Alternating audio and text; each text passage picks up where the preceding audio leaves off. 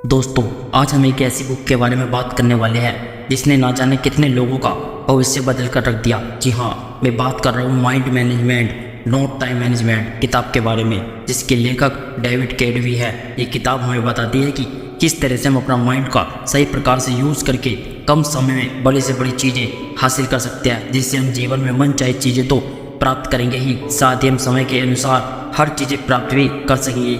दोस्तों, मेरा आप लोगों से निवेदन है कि मेरे साथ वीडियो के अंत तक बने रहे। दोस्तों, इस किताब की शुरुआत एक एनिमेटेड स्टोरी के साथ करते हैं ताकि आपको ये समझ आए कि ये किताब और यह वीडियो आपकी कितनी मदद कर सकती है। एक बार की बात है, एक आदमी अपने गुरु के पास आकर कहने लगा, गुरुजी, अपने जीवन में मैं लक्ष्य के लिए कुछ कर नहीं पा रहा हूँ। अक्सर मेरे दिन फालतू के कामों में बीत जाता है। इस परेशानी को ठीक करने में कृपया मेरी मदद करें। गुरुजी ने उस आदमी को एक दूसरे संत का पता दिया और बोले, वहाँ जाओ, उनके साथ कुछ दिन बिताओ, तुम्हें इसका जवाब अपने आप मिल जाएगा। गुरु के कहने पर आदमी दूसरे संत के पास रहने चला गया। आदमी ने संत से जाकर कहा, मुझे गुरुजी ने आपके साथ रहने को कुछ दिन आपकी दिनचर्या को देखकर सीखने के लिए भेजा है। संत सहमत हो गए और दोनों साथ रहने लगे। आदमी ने देखा कि साधु का जीवन आम लोगों की ही तरह होता है। वो कोई विशेष काम नहीं करते। सिर्फ एक चीज़ ऐसी थी जिससे आदमी को हैरानी हुई कि संत हर रात सोने से पहले बर्तन को धोया करते थे और सुबह उठने के बाद भी ऐसा ही करते थे।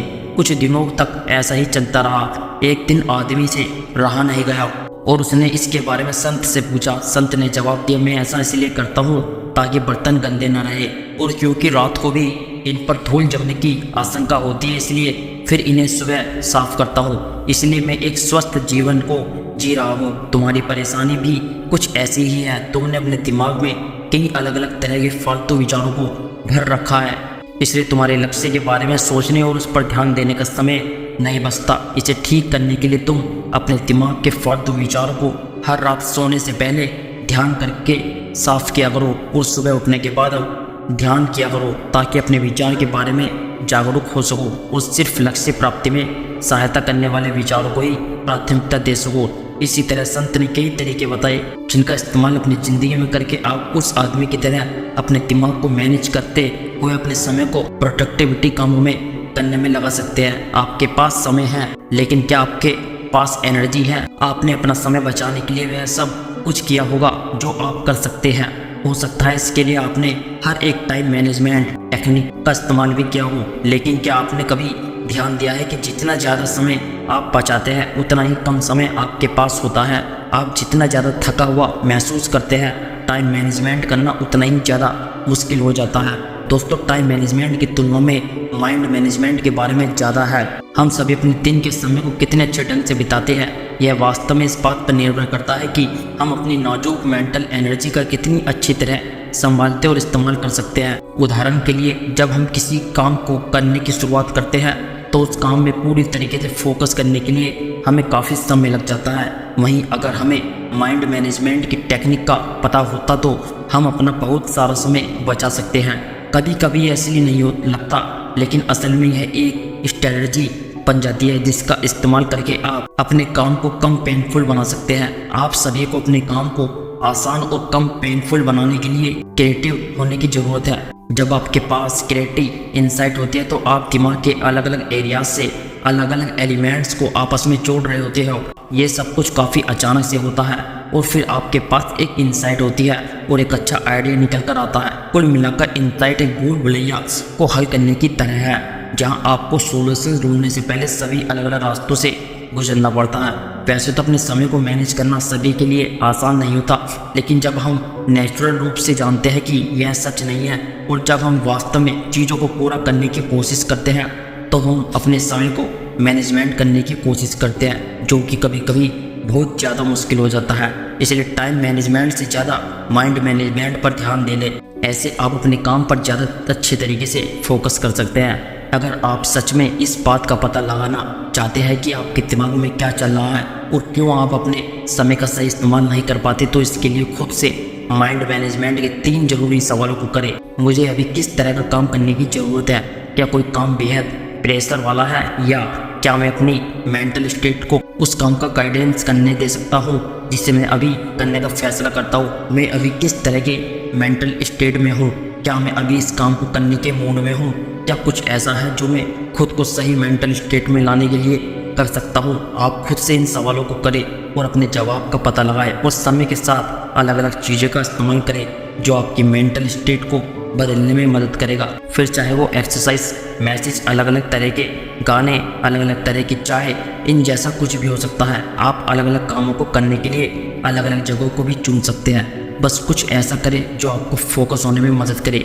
ऐसा करके आप माइंड को मैनेज कर सकते हैं और अपने माइंड मैनेजमेंट के साथ आप अपने काम को बेहतर तरीके से पूरा कर सकते हैं। माइंड मैनेजमेंट का लक्ष्य आपकी मेंटल स्टेट को उस काम पर फोकस करने के बारे में है जिसे आपको करने की ज़रूरत है, जबकि आपके दिमाग को उस काम को करना अलाउ होता है जो वह करना चाहता है। कई बार हमारे पास अपने काम को लेकर ज़्यादा सोचने का समय नहीं होता, लेकिन एक बार जब सब साफ हो जाता है तो आपको वास्तव में पता चल जाता है कि आपका दिमाग इन सब के दौरान क्या कर रहा था। यह सब चीज़ें मूल रूप से ब्रेन वेव, न्यूरोट्रांसमीटर और दिमाग के अलग अलग एरियाज को एक्सप्लेन करती है, जिससे पता लगाया जाता है कि वे सभी आपके पूरे दिन एक साथ कैसे काम करते हैं। वास्तव में ये समझने से कि आपका दिमाग कैसे काम करता है, आपके पास एक फ्रेमवर्क हो सकता है जिसके साथ ये समझना होगा कि आपके दिमाग के साथ क्या चल रहा है, और इस तरह आप अपनी कीमती मेंटल एनर्जी को बेहतर तरीके से इस्तेमाल करना सीख सकते हैं। प्रीफ्रंटल कोर्टेक्स आपके दिमाग का सबसे नया हिस्सा है। आपका प्रीफ्रंटल कोर्टेक्स प्रायोरिटीज, प्लान और यूरेज जैसी चीज़ों को दबाने का इंचार्ज है, लेकिन आपका प्रीफ्रंटल कोर्टेक्स छोटा है और इसे बहुत सारी एनर्जी की ज़रूरत होती है।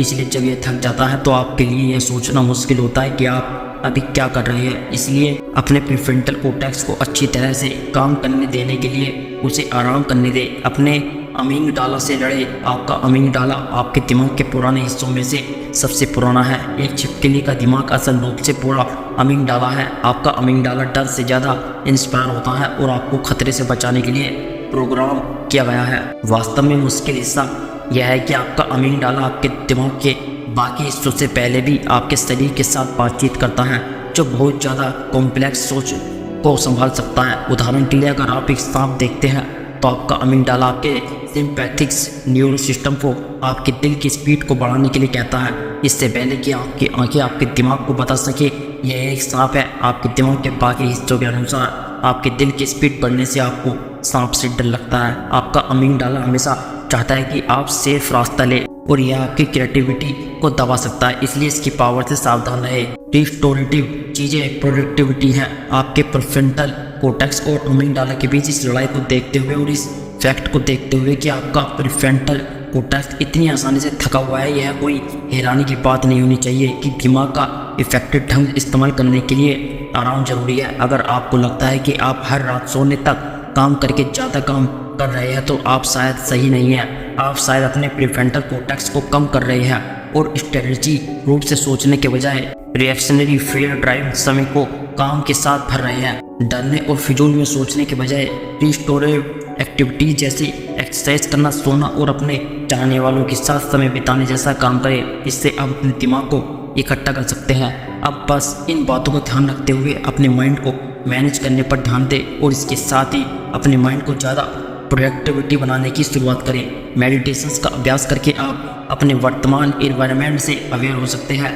आप अपने करंट इन्वायरमेंट में उत्तेजनाओं को बेहतर ढंग से प्रोसेस करने के लिए न्यूरल पैथवे को तलाशते हैं, जिससे आप ज़्यादा शांत और इंटेंशनल होते हैं। अगर आपको वास्तव में लगता है कि आप मेडिटेशन नहीं कर सकते हैं तो 2 से 10 मिनट तक ध्यान करना शुरू करें। अगर आप 2 मिनट के लिए भी ध्यान नहीं कर सकते हैं तो आपके पास बहुत बिजी होने की तुलना में बड़ी समस्या आ सकती है। इसलिए रोज़ाना मेडिटेशन करने की आदत डालें। दोस्तों, प्लान बनाने के 2 फायदे होते हैं। पहला है आप इसे तब तक कर सकते हैं जब तक प्लान बनाने के लिए आपकी मेंटल एनर्जी ज़्यादा हो, ताकि आप बेहतर प्लान बनाएं। और दूसरा यह है कि आपके कीमती प्रीफ्रंटल कोर्टेक्स को दूसरी एक्टिविटीज़ को करने के लिए फ्री करता है, क्योंकि प्लानिंग और प्रीओरिटाइजिंग पहले से ही की जा चुकी है। इसके बाद अपने पूरे वीक को रिव्यू करें, जिससे आप आने वाले वीक के लिए सही प्लान तैयार कर सकते हैं। इसके साथ ही अपने आने वाले काम को करने के लिए एक टू डू लिस्ट बनाएं।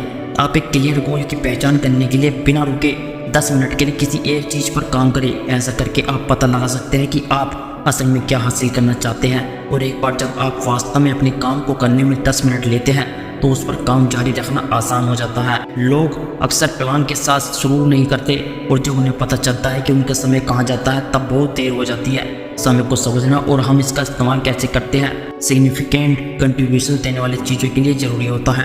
लेखक कैडवी किताब में अपने समय को ट्रैक करने का सुझाव देते हैं। काम में लगने वाला समय का अंदाज लगाने में 1 साल की प्रैक्टिस आपके समय को हमेशा के लिए देखने के तरीके को बदल देती है, जिसके बाद आपको बेहतर परिणाम मिल सकते हैं। सुनने में काफ़ी अजीब लगता है, लेकिन एक ऐसा करना संभव होता है। कुछ हद तक कॉन्सिस्टेंस और क्लियर प्रोग्रेस को हासिल करने के लिए अपने समय का इस्तेमाल सही तरीके से करने पर ध्यान दें। जब अपने वीक का प्लान बनाने का समय आता है तो हर चीज़ को ध्यान में रखते हुए प्लान बनाएं। इसके साथ ही क्लियर गोल तय करें, क्योंकि जो काम करने में और जिनके परिणाम अच्छे नहीं होते हम उन्हें करना भी पसंद नहीं करते। इसलिए इस बात का ध्यान रखें कि आप कैसे गोल बनाते हैं वैसा ही आप बनते हैं। नॉलेज के लिए दिमाग की एबिलिटी इनफिनिट है। दिमाग एक बेवकूफ़ छोटा पपी है जिसे आसानी से ट्रेन किया जा सकता है। अपने दिमाग को दिमाग के साथ भटकाने की कोशिश न करें। दिमाग को मास्टर करना बहुत आसान है, आपको बस इसे लिमिट रखना है। लिमिट रखने के लिए साथ रेपिटेशंस और सिस्टमाइजेशंस के जरिए से आप ऐसा कर सकते हैं। कैडवी मेंटल स्टेट को सीमित समय तक अप्लाई करके दिमाग को सीमित करने के बारे में कहते हैं। यह प्रोक्रास्टिनेशंस के साथ आपकी मदद कर सकता है और वह लिखते हैं कि अगर आपके पास काम करने के लिए 3 में 8 घंटे हैं तो आपके पास प्रोक्रास्टिनेशंस करने के लिए बहुत समय है। लेकिन अगर आपने 2 घंटे के ब्लॉक को पहचान लिया है जिसमें आप दिन के किसी भी दूसरे समय की तुलना में कई गुना ज़्यादा प्रोडक्टिव हो सकते हैं, तो यह अर्जेंसी की भावना पैदा करता है। उदाहरण के लिए एक समय में एक किताब लिखने का लक्ष्य रखने के बजाय आपका काम 500 वर्ड को लिखने से शुरू हो सकता है। ऐसा करके आप थोड़ा थोड़ा काम करके अपने पूरे लक्ष्य को हासिल कर सकते हैं। इसी तरह अपने दिमाग को समय के साथ धीरे धीरे ट्रेन करें और आखिर में आप बेहतर परिणाम हासिल कर सकते हैं। अब तक आपको अपने समय और दिमाग दोनों की अहमियत का बखूबी पता चल गया होगा और अब तक मैंने जो भी बताया उसे अपने जीवन में इस्तेमाल करना शुरू करें। आप खुद धीरे धीरे अपने जीवन में बदलाव महसूस कर सकोगे। अपने माइंड को मैनेज करने के तरीके पर भी ध्यान दें और अगली चीज़ को तय करते समय मेंटल स्टेट के जरिए कामों को देखकर फ़ायदा उठाएं। साथ ही मेंटल स्टेट के अनुसार कामों के लिए अपने कैलेंडर में समय को ब्लॉक करें। अब अपने क्रिएटिव और एनालिटिक्स काम पर काम करने के लिए दिन की शुरुआत में और प्रीफरेबल हफ्ते की शुरुआत में एक ज़्यादा होनेस्ट तरीका इस्तेमाल करें। अपने ज़रूरी कामों जैसे एक्सपेंस रिपोर्ट, शेड्यूल मीटिंग या दूसरे एडमिनिस्ट्रेटिव टास्क को दिन की क्लियर सोच के साथ पूरा करें ताकि आपको उसमें किसी तरह की परेशानी ना आए। ऐसा करके आप आने वाली परेशानी पर अपना समय बर्बाद करने से पहले ही बच सकते हैं। अब लेखक के बताए गए स्ट्रक्चर को अपनी ज़िंदगी में एक आदत की तरह इस्तेमाल करें। कैडवी अपनी खुद को ज़िंदगी से बहुत सारे उदाहरणों को बताते हैं कि वो अपने समय का मैनेजमेंट कैसे करते हैं, लेकिन उनमें से बहुत सारे तरीके आपके लिए कभी कभी ज़रूरी नहीं लगते। इसलिए अपने तरीक़ों की पहचान खुद करें और लेखक के बताए गए स्ट्रक्चर को ध्यान में रखते हुए काम करने की शुरुआत करें। किसी ऐसे इंसान के लिए जो एक बढ़ती हुई ऑर्गेनाइजेशंस के अंदर काम करता है जिसके लिए हाई लेवल के कोऑर्डिनेशंस और क्लैरिटी की कमी होती है, उन्हें बार बार मीटिंग करने की ज़रूरत पड़ जाती है और अक्सर एक शेड्यूल पर कंट्रोल बनाए रखना संभव नहीं होता। आप इसका एहसास खुद कर सकते हैं। आपने खुद का अलग अलग मेंटल स्टेट में से एक ही समय पाया होगा जिसके बाद आप भटक जाते हैं और आप यह तय नहीं कर पाते कि आपको क्या करना चाहिए। प्रोक्रास्टिनेशन वास्तव में एक प्रोजेक्ट को पूरा करने में फेलियर से पैदा होता है जो आसान कदम दूर कर सकते हैं, लेकिन यह बचपन से जुड़े गहरे डर से भी आ सकता है। मेंटल हेल्थ के बिना मेंटल स्टेट का मैनेजमेंट नहीं किया सकता। हम इंसान अक्सर काफ़ी बुरे काम करते हैं और अच्छे इरादों के साथ भी हमारे जीवन को हमारी इम्परफेक्शंस और हमारे साथ बातचीत करने वाले दूसरे इनकम्प्लीट इंसानों के कामों से गंदा बना दिया जाता है। अपनी पास्ट की परेशानी से जूझते हुए हमारे दिमाग के कॉलेज स्पोर्ट्स बॉस बच्चों और दोस्तों की ज़रूरतों और डिमांड को रेडी करना किसी भी प्रोडक्टिविटी सिस्टम नाजुक सेफ्टिकेट ब्यूटी के लिए एक अर्थक्वेक की तरह है जिससे बचने के लिए आपको लेखक के तरीकों का इस्तेमाल करने की ज़रूरत है। इसके लिए बस आज से ही अपने माइंड को मैनेज करने पर ध्यान दें। जब आप इस तरीके से काम करने की आदत डाल लेते हैं तो आप अच्छे परिणाम हासिल कर सकते हैं। दोस्तों, उम्मीद करता हूँ आपको इस वीडियो से एक अच्छी सीख मिली होगी। यह वीडियो आपको कैसी लगी हमें कमेंट बॉक्स में कमेंट करके ज़रूर बताएं और साथ ही इस वीडियो को अपने दोस्तों के साथ ज़रूर शेयर करें ताकि उन्हें भी इस वीडियो से कुछ सीखने को मिल सके। जय हिंद, वंदे मातरम।